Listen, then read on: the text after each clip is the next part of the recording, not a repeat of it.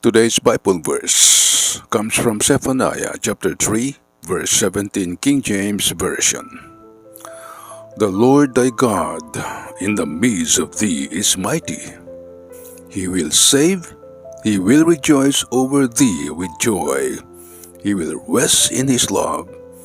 He will joy over thee with singing.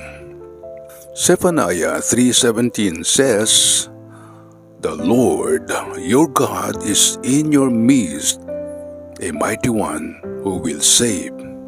He will rejoice over you with gladness.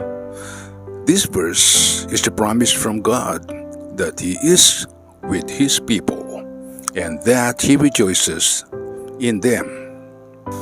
This verse explains as a reminder that God is always with His people. It is a promise that God will save and deliver His people. It is a way to feel God's joy and love. It is a way to praise God for being with us. It is a way to feel that we are not alone. This verse can be applied to our daily lives, whatever we are or what we are doing. It can be a reminder that God is with us and that we are not alone.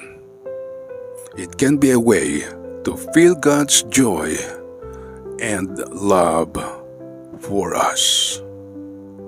Amen.